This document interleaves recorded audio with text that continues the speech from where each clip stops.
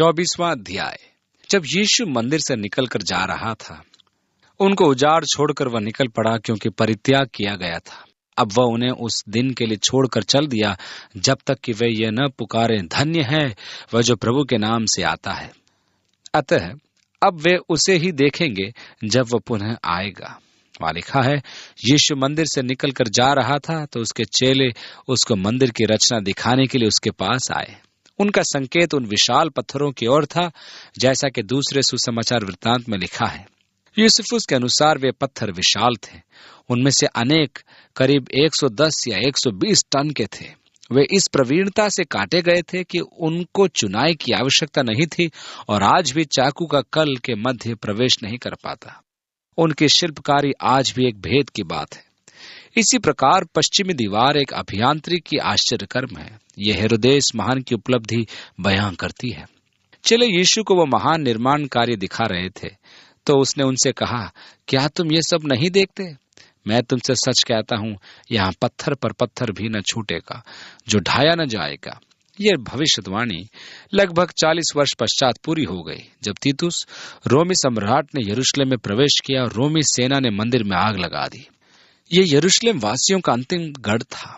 यद्यपि तीतुस राजा की ऐसी आज्ञा नहीं थी, क्योंकि वह इस भव्य कलाकृति को सुरक्षित रखना चाहता था। किसी व्यसनी सैनिक ने अग्नि बाण चला दिया और वहां आग लग गई। जितने लोग उसमें छिपे थे सब जल गए, और गुंबजों का सोना पिघलकर बह निकला तथा पत्थरों के जोड़ में रुक गया। इस सोने की प्राप्ति हेतु सैनिकों ने पत्थर को गिरा दिया, और एक भी पत्थर दूसरे पत्थर पर न बचा। आज यरूशलेम में पश्चिमी दीवार के निकट मंदिर पर्वत के प्रवेश के पूर्व की ओर अल अक्स मस्जिद की ओर जाने वाले मार्ग से जब आप दाहिनी और नीचे प्राचीन रोमी मार्ग देखते हैं, जो घाटी केवल खुदाई से प्राप्त हुआ है, आप उन पत्थरों को ज्यों का त्यों देखेंगे जैसे वे सन 70 में गिराए गए थे। ये माना जाता है कि ये पत्थर उसी मंदिर के हैं जिनके विषय में यीशु ने भविष्यवाणी की थी। उनके गिरने से वे टूटे भी थे और अब मार्ग को भी तोड़ दिया था। इस प्रकार यीशु मसीह की भविष्यवाणी सत्य निकली। वहां से वह निकलकर जैतून पहाड़ पर गया, और लिखा है 3री आयत में, और जब वह जैतून पहाड़ पर बैठा था। आप में से जो वहां जा चुके हैं वहां का दृश्य याद करेंगे कि मंदिर परिसर से निकलकर पूर्वी द्वार से होते हुए किद्रोन द्वारा जैतून पर्वत पर जाया जाता है। चेलों ने अलग उसके पास आकर कहा, हमसे कहे कि ये बातें कब होंगी, और तेरे आने और जगत के अंत का क्या चिन्ह होगा? वास्तव में ये जगत के अंत का प्रश्न नहीं है, क्योंकि भौतिक जगत तो पिघल जाएगा, परंतु युग का अंत अर्थात परमेश्वर के प्रति मनुष्य की अनाज्ञाकारिता का युग, मनुष्य के अपराध और पाप के युग का अंत, इसके उपरांत परमेश्वर की महिमा में राज्य का नया युग, इन घटनाओं के चिन्ह क्या होंगे? यीशु ने उनको उत्तर दिया, सावधान रहो, कोई तुम्हें न भरमाने पाए, क्योंकि बहुत से ऐसे होंगे जो मेरे नाम से आकर कहेंगे कि मैं मसीह हूं, और बहुतों को भरमाएंगे। यह सत्य है कि युगों से अनेक व्यक्ति आए हैं जिन्होंने संसार का मुक्तिदाता होने का दावा किया और असंख्य व्यक्तियों के साथ छल किया। आज भी ऐसे अनेक व्यक्ति हैं जिनके असंख्य अनुयायी हैं। वे मसीह होने का दावा करते हैं। ये मुख्यतः विभिन्न पंथों के अगुए हैं। डेविड बर्ग, जो द चिल्ड्रन ऑफ गॉड पंथ का अगुआ है, मोनिस के अगुआ सन्युट मून, इस प्रकार अनेक हैं जो मसीह होने का दावा करते हैं। यीशु ने कहा है कि कोई हमें धोखा न दे। उसके पश्चात वह कहता है 6ठी आयत में, तुम लड़ाइयों और लड़ाइयों की चर्चा सुनोगे, देखो घबरा न जाना, क्योंकि इनका होना अवश्य है, परंतु उस समय अंत न होगा। तुम लड़ाइयों और लड़ाइयों की चर्चा सुनोगे। यीशु के समय से प्रत्येक शांति वर्ष के पश्चात 13 युद्ध के वर्ष रहे। अतः जैसा युद्ध की हाल ही में इराक में हुआ, चिन्हों में नहीं गिने जाएंगे, परंतु यीशु ने कहा, क्योंकि जाति पर जाति और राज्य पर राज्य चढ़ाई करेगा, और जगह जगह अकाल पड़ेंगे और भूई डोल होंगे। ये उसके आने के चिन्ह होंगे। सन 1914 के बाद से 2 बार महायुद्ध हो चुके हैं। अकाल, आज संसार में लगभग 1,50,00,000 व्यक्ति बिना खाने के मृत्यु प्राप्त करते हैं। महामारियां, जीवाणु तथा विभिन्न स्थानों पर भूकंप बढ़ते ही जा रहे हैं। 8वीं आयत में लिखा है, ये सब बातें पीड़ाओं का आरंभ होंगी। ये आरंभ है। तब वे क्लेश दिलाने के लिए तुम्हें पकड़वाएंगे और तुम्हें मार डालेंगे, और मेरे नाम के कारण सब जातियों के लोग तुमसे बैर रखेंगे। और हम देख चुके हैं कि यूहन्ना की अपेक्षा शिष्य मारे ही गए। फॉक्सेस बुक ऑफ मार्टियर्स में समस्त शिष्यों की मृत्यु और प्रकार का वर्णन है। यह एक ऐसी पुस्तक है जिसके अंदर कलीसिया के इतिहास में जितने लोगों ने अपने प्राण की आहुति दी उनका वर्णन है। तब बहुतेरे ठोकर खाएंगे और एक दूसरे को पकड़वाएंगे और एक दूसरे से बैर रखेंगे, और बहुत से झूठे भविष्यद्वक्ता उठ खड़े होंगे और बहुतों को भरमाएंगे। उस समय झूठे मसीह होंगे, झूठे भविष्यद्वक्ता होंगे जो बहुतों को भरमाएंगे, और अधर्म के बढ़ने से बहुतों का प्रेम ठंडा हो जाएगा। आज अधर्म का आधिक्य है, जिसके परिणाम स्वरूप परमेश्वर के प्रति मनुष्य का प्रेम समाप्त हो चुका है, परंतु जो अंत तक धीरज धरेगा उसी का उद्धार होगा। यीशु कहता है, धीरज को थामे रहो और राज्य का ये सुसमाचार सारे जगत में प्रचार किया जाए कि सब जातियों पर गवाही हो, तब अंत आ जाएगा। आज कुछ ऐसे व्यक्ति हैं जो प्रभु के आगमन की समस्या उन अनेक आदिवासियों को बताते हैं जिन्होंने समाचार नहीं सुना है। पौलुस ने कुलुस्सियों की कलीसिया को कलीसिया की उत्पत्ति के लगभग 30 वर्ष पश्चात पत्र लिखा था, जिसमें उसने उल्लेख किया कि जो सुसमाचार तुम्हारे पास आया है वही सुसमाचार संपूर्ण विश्व में है।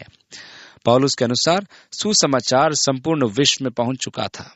ये सत्य है कि आज संसार में कुछ क्षेत्र हैं जहां सुसमाचार नहीं पहुंचा है, परंतु वे प्रमुख राष्ट्रीय समुदाय नहीं है। सुसमाचार का तिरस्कार किया गया। कुछ क्षेत्रों में गैर कानूनी बताया गया, परंतु सुसमाचार वहां पहुंचा।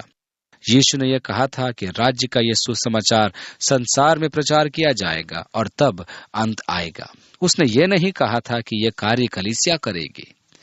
अनेक मिशन आज विदेशी प्रचार कार्य को चुनौती स्वीकार करते हैं। मेरे विचार में यह आवश्यक नहीं है कि जब तक कलीसिया सुसमाचार को संपूर्ण विश्व में न पहुंचाए, प्रभु का आगमन नहीं होगा।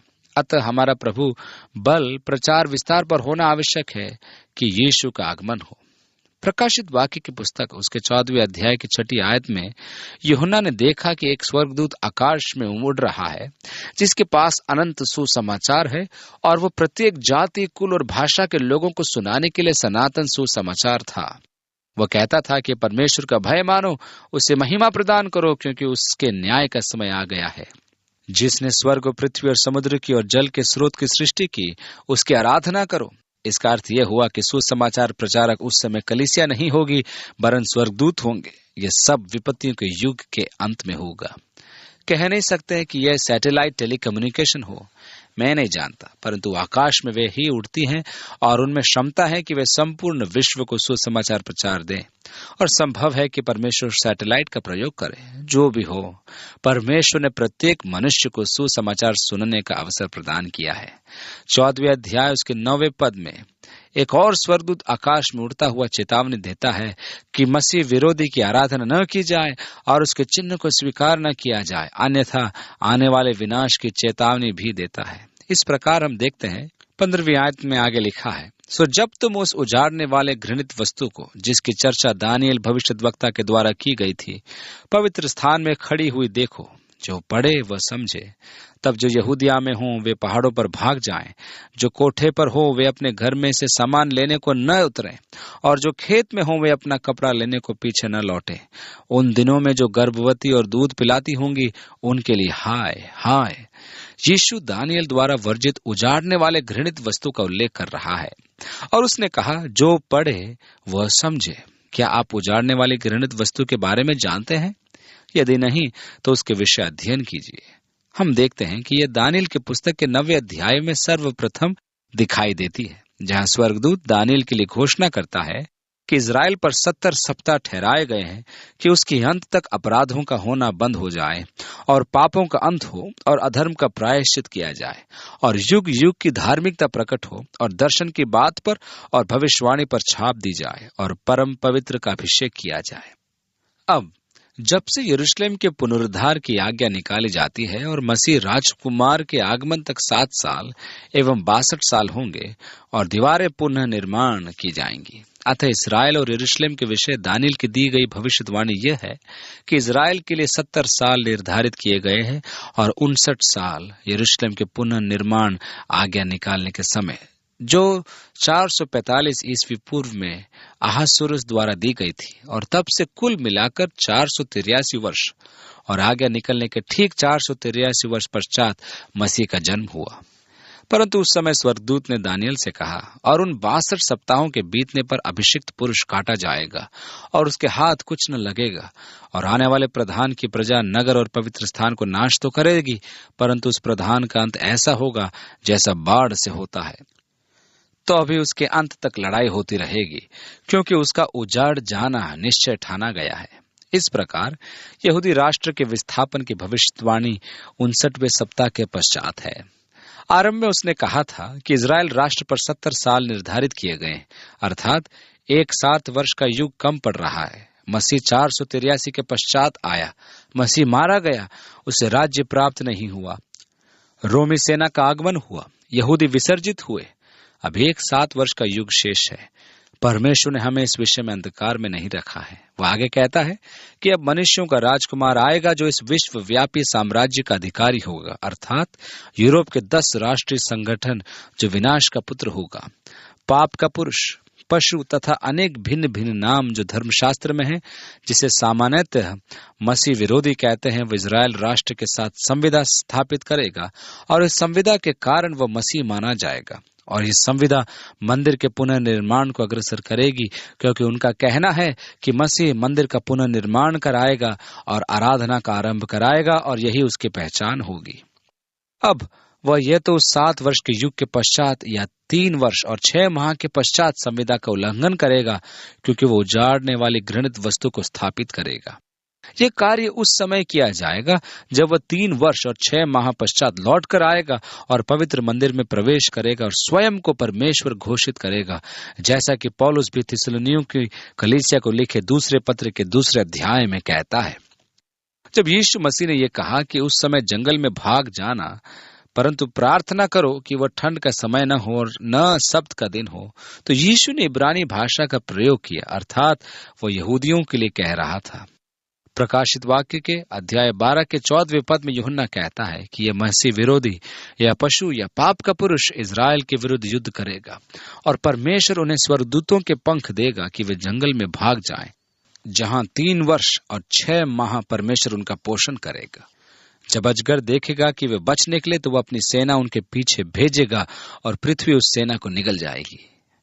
यशायाह के 16वें अध्याय में परमेश्वर ने जॉर्डन वास्तव में पेत्र से कहा, द्वार खोल कर मेरे लोगों को आने दो और उन्हें सुरक्षित पेत्र पहुंचाओ कि वे प्रकोप पुराने नियम में विपत्ति का पर्याय शब्द है कि समय वहां रहे जब तक कि वह टल न जाता। यही कारण है यीशु ने कहा कि जब तुम उजाड़ने वाले घृणित वस्तु को अंतिम 7 वर्षों के 3 वर्ष और 6 माह बाद पवित्र स्थान में खड़े देखो, तो वहां से भाग निकलो, क्योंकि यह एक चिन्ह है। घर जाकर कुछ लेने की चिंता भी नहीं करना, परंतु भाग निकलो और पेत्र चले जाओ जहां तुम्हारी सुधि ली जाएगी। यही वो उजाड़ने वाली घृणित वस्तु है। यह मसीह विरोधी है जो मंदिर में खड़ा होगा और कहेगा वह परमेश्वर है और उसकी उपासना की जाए। यह मनुष्य का अंतिम विद्रोह होगा और विपत्तियों का आरंभ। यह वह समय होगा जब परमेश्वर के क्रोध का कप ऊपर से बहने लगेगा और परमेश्वर का न्याय उन पर आएगा जो मसीह को अस्वीकार करते हैं। यही वह महान विपत्ति का युग होगा जिसका बाइबल वर्णन करती है, और इसका काल होगा 1290 दिन। ये प्रकाशित वाक्य के 6 अध्याय की 18वीं आयत में विस्तार से लिखा गया है। यदि आप जानना चाहते हैं कि उन 3 वर्षों और 6 माहों में क्या होगा, तो परमेश्वर ने उसे सविस्तार समझा रखा है। मैं तो यही कह सकता हूं कि आप यहाँ रहना नहीं चाहेंगे, और परमेश्वर का धन्यवाद करता हूं कि आपको यहाँ रहना भी नहीं होगा, क्योंकि परमेश्वर ने हमें उसके प्रकोप के लिए नहीं चुना, यह उसकी प्रतिज्ञा है। अब यीशु कहता है, और प्रार्थना किया करो कि तुम्हें जाड़े या सब्त के दिन भागना न पड़े, क्योंकि उस समय ऐसे भारी क्लेश होगा जैसा जगत के आरंभ से न अब तक हुआ और न कभी होगा। और यदि वे दिन घटाए न जाते तो कोई प्राणी न बचता, परंतु चुने हुओं के लिए वे दिन घटाए जाएंगे। चुने हुए अर्थात परमेश्वर की प्रजा यहूदी। विपत्तियों की महामारी होगी, युद्ध छिड़ जाएंगे। हरमगिदोन का युद्ध ऐसा घमासान होगा कि यदि परमेश्वर दिन न घटाए तो कोई प्राणी नहीं बचेगा। इसलिए यहूदियों के लिए परमेश्वर दिन घटाएगा। उस समय यदि कोई तुमसे कहे कि देखो मसीह यहाँ है या वहां है, तो प्रतीति न करना, क्योंकि झूठे मसीह और झूठे भविष्यद्वक्ता उठ खड़े होंगे और बड़े चिन्ह और अद्भुत काम दिखाएंगे कि यदि हो सके तो चुने हुओं को भी भरमा दे। हो सके तो चुने हुओं को भी भरमा दे। देखो, मैंने पहले से तुमसे ये सब कुछ कह दिया है, इसलिए यदि वे तुमसे कहें देखो वह जंगल में है, तो बाहर न निकल जाना, देखो वह कोठरियों में है, तो प्रतीति न करना। यहोवा विटनेस का कहना है कि मसीह 1917 में एक गुप्त कक्ष में आया था, जहां से वह संसार पर राज्य करता है। हम सहस्राब्दी में प्रवेश कर गए हैं। कैसी महिमा की बात है। बाइबल कहती है कि इस समय के काल में शैतान बांधा जाएगा। यदि शैतान उसकी विशाल जंजीर से बांधा जाएगा, तो मुझे यही कहना है कि ये जंजीर बहुत लंबी है। यीशु अब अपने आगमन की चर्चा करता है।